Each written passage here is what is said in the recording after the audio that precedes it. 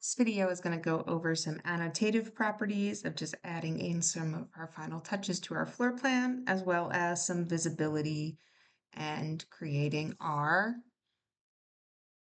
building section.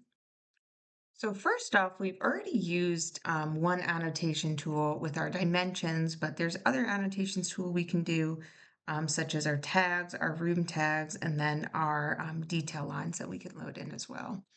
So tags, like door and window tags, where we can put a little symbol that labels each one that we can see in a schedule later on.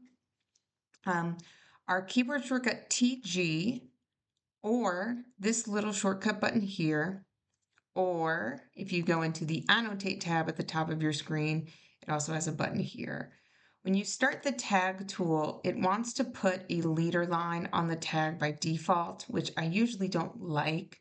So I'm going to uncheck it here, or you can also remove it up here. And then we'll see that when we go to use this window, it'll automatically assume what we want this window to be. And I can click, and then it'll put that tag on the window. And you'll see that there's a difference between this one and this one. So I'll go click on all of my windows. And then my doors as well will also get tags on them in there. Now, when I hit escape a bunch of times, I want to move some of these dimensions out of the way. So I'm just going to kind of drag some of my dimension strings out a little bit more.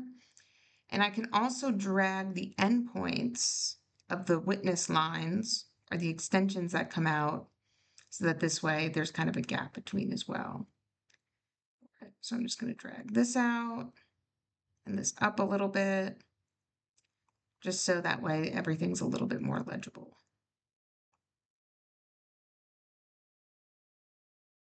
Oops. Now, when it comes to some of our windows, so for instance, we really don't want these tagged with the number 18 here. So I can do a slow double click. So I'm going to click once, wait a second, click again. And then I can change this to be window type A instead of window type 18. When I go to change it, it's asking essentially, do you want to change this parameter? And it's warning me, just so you know, it's also going to change this one, and this one. But that's what I want. So I'll click yes, and now they'll all have that same tag. And for the bathrooms, I'll do a slow double click again and change these to window type B in there. For my doors, really what I would personally like to do is kind of switch it so that this is, door 4, or excuse me, door 3, and this one's 4. So I'm going to click on the tag, click on the number, and I'll change it to 3. And it's warning me that this one also is 3, but I can click on this tag and change this one down to 4. Also with this pocket door, an option that we do have is to put the panel in the open mode so that this way we can see that tag a little bit clearer. Now for tags in rooms, that's going to be a little bit different. And that has its own tool, which is the room tool, which is keyboard shortcut RM, or in the architecture tab, this button right here. When we go to place a room, it's going to want to default giving it a number, which sometimes is fine, sometimes isn't. We can try to center it on that X as best we can, or sometimes even we may skew it where it's just not going to be in the way of like furniture or pieces in there. I'll put this one up a little bit more, and I'll put this bathroom one in here. Now, all of these room tags, I'll hit escape a bunch of times, have a number on them. If I didn't want that number there, I could always go and adjust it. So I could go into edit type, and typically we would duplicate, but if I just uncheck show room number and hit apply, what's going to happen is it'll update all of them, which sometimes is really nice and what we want. I'm going to rename each of my rooms. So this will be work, this will be bed, and this will be bath in there. And so now I have room tags in there as well. Lastly, and I'm even going to drag this one over a little bit so it's not in the way so much of this window here. because one of the last things I'll do before I start playing around with some of the visibility is to go through with some details that we may want to add. So detail lines are line work that we can add into an individual view that has nothing to do with the actual model. And detail lines are in the Annotate tab, and it might be a larger or smaller button depending on your screen resolution, or keyboard shortcut DL. So what we're going to do for detail lines in this view is we are going to add in center lines through the middle of our window and door and other window.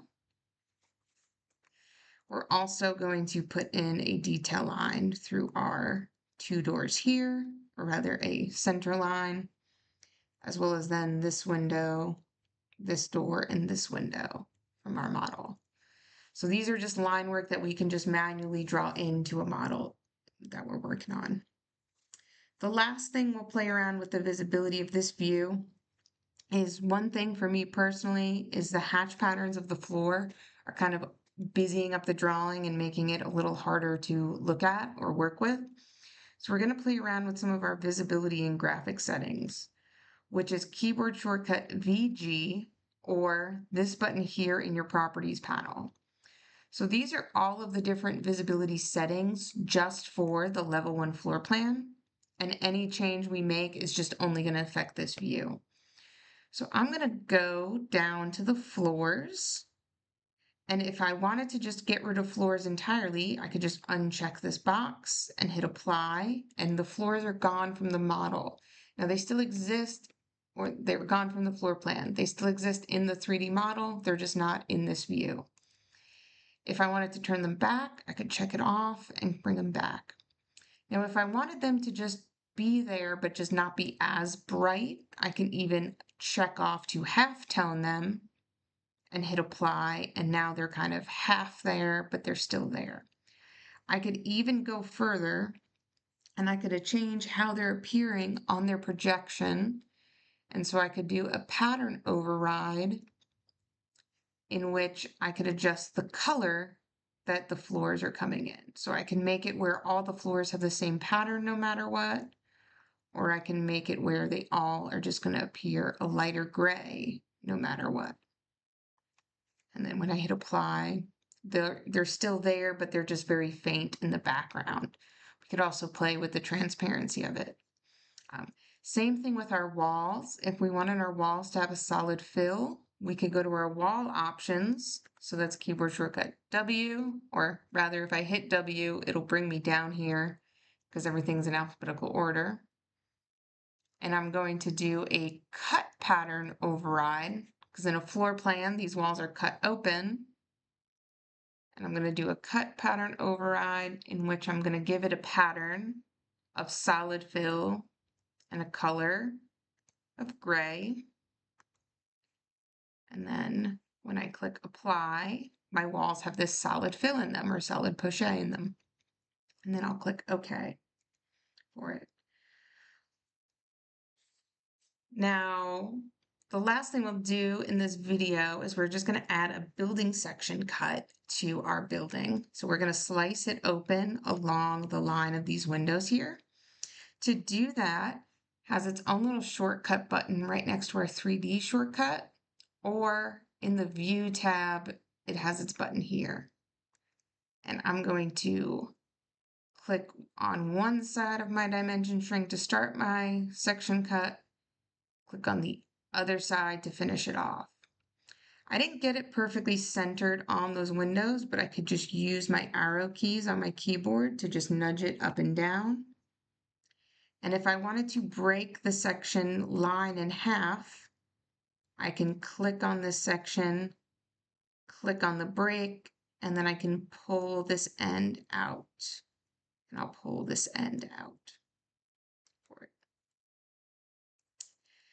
Now what this has done is it's created a new view in our project browser for sections. So I can either go in here to open up my section, or I could double click on the section head to open it up. We'll see that a lot of our section work is kind of done for us. I'm just going to pull this crop region in a bit. from like our AutoCAD or comparing it to our AutoCAD section in there, I'm going to just do a little bit of cleanup work to it. So one thing I'm going to do to clean it up is make sure that my scale is set to the same as my floor plan, which it is. It's 1/4 inch equals a foot. My detail level, I'm going to put at medium, and then I want to also hide some features. So for instance, this floor here, this was the floor we used to excavate. We hid it in our 3D view, but not in this view. So we're going to right click, hide in view element. And then we're going to do some joining of geometry. So you'll see here that my roof and my wall here are already joined together, but I need to finish joining my geometry. So join geometry is a custom keyboard shortcut, as well as cut geometry.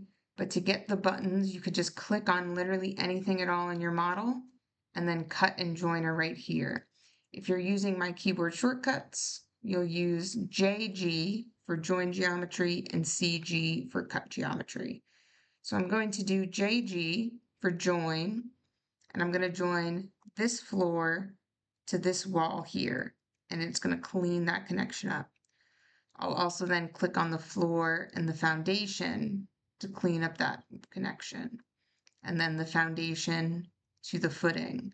So I'm trying to get rid of all of those heavy lines in there. I'll do the same of the floor to this wall, the finished floor to this wall,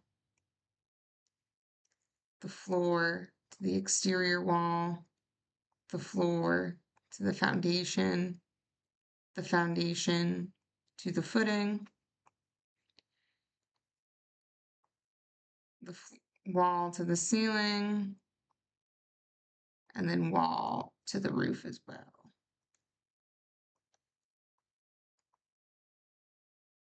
Sometimes our line weights kind of get in the way a little bit of what we're looking at. Then we're also going to want to use cut geometry to remove the ground here out of the foundation. So join geometry, it doesn't matter too much the order you select things in. Cut geometry, it does very much matter. So cut geometry is keyboard shortcut CG, or click on anything at all, and then it's this button here. And we're going to click on the land and then the foundation wall. And we'll see that it removed it out of that wall. We'll click on the land again, and then the footing, and you'll see that that hatch pattern was removed out of the footing. I'll do the same thing on this side. So land, footing, land, foundation wall for it. And that has now cleaned up this view. If I go into my 3D view, we can also use join geometry to fix just this little weirdness that's going on with this wall. So again, that's keyboard shortcut JG. I can click on this bathroom wall, click on this little portion, and clean that up. The other way, I'll hit escape a bunch of times, that I could have attached these two walls together. So if I delete this one, I could have edited the profile of this wall here. So I'll click on edit profile. I'll remove those parameters, look at my building straight from the back, delete that top line, and then I could draw in manually following my roof down to level 1, back over, and then hit my green check. I'll use unjoin. And that way I could just kind of have manually drawn that in and then use join geometry to join this wall. And maybe I'll just have to move this one over a bit. They're kind of like glitching into each other. But I kind of liked just having the other one there, but there's just two different ways we can do it in there. So now we've got our building sections and our floor plan and everything detailed and ready to go.